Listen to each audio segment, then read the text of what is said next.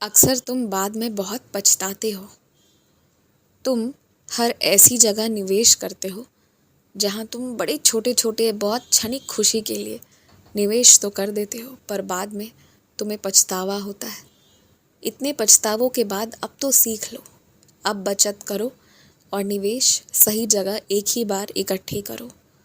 जो सीखा है, जो समझा है ना, उसे बार बार गलती को मत दोहराओ। अब उससे सुधार करो।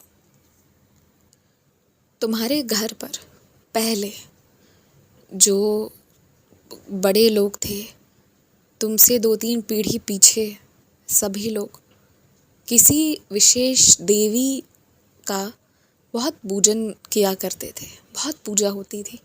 और आज तुम सबको नाम तो मालूम है, पता है सब कुछ, परंतु कोई ध्यान नहीं देता।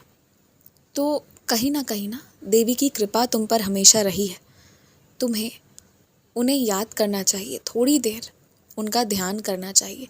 और यदि ये सब में से कुछ ना कर सको ना, तो बस एक दिया प्रत्येक दिन उनके नाम से जलाना चाहिए। जो इतनी पीढ़ियों से तुम्हारे परिवार की रक्षा कर रही है ना, वो आगे भी करेंगी।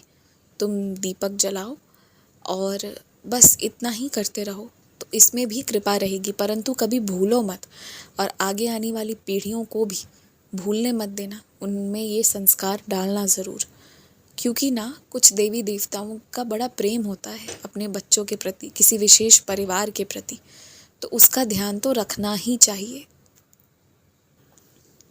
तुम्हारे अड़ोस पड़ोस में जो भी तुम सबके मतभेद चल रहे हैं, 1 से 2 दिनों में उसका एक बहुत अच्छा परिणाम निकल कर आएगा।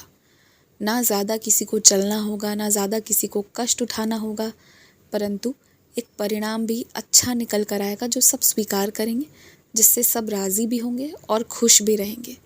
एक बात तुम जान लो, तुम जब दरवाजे से बाहर निकलते हो, निकलने के दौरान यदि कोई भी ऐसा व्यक्ति है ना, जो तुम्हारा निकलते वक्त तुम्हारे घर के बाहर कचरा फेंक दे या कुछ गलत बोल दे, जिससे कि तुम्हारे आगे की यात्रा अच्छी ना हो पाए, अगर कोई ऐसी नियत रखता है ना, तुम मेरी बात याद रख लेना।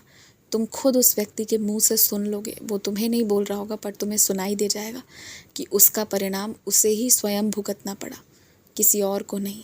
ये बात तुम याद रखना।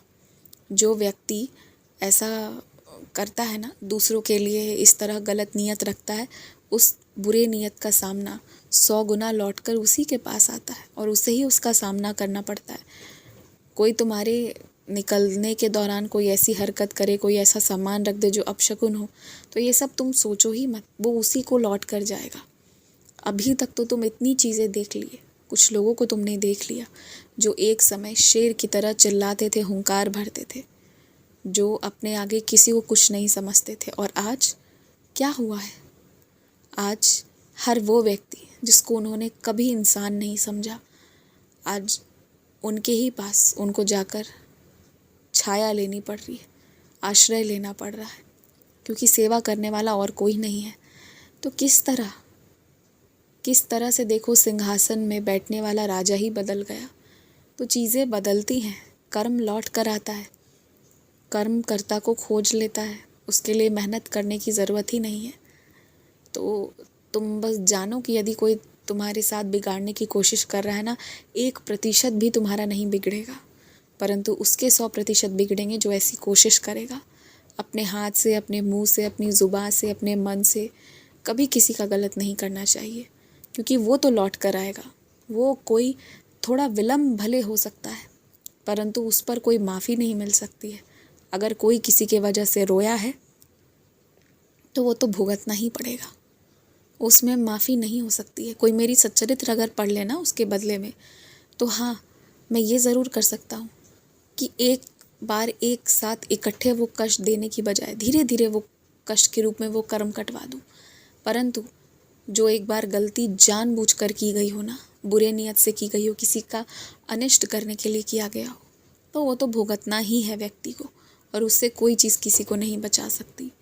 हाँ, अगर इंसान समझ जाए कि उससे क्या गलती हुई है, तो फिर वैसे में वो जो बोझ है ना, वो कम हो जाए। यदि व्यक्ति खुद समझ जाए कि उसने क्या गलती की है, तो फिर उसमें कुछ माफ़ी की गुंजाइश है, अन्यथा नहीं। खूब खूब खुश रहो।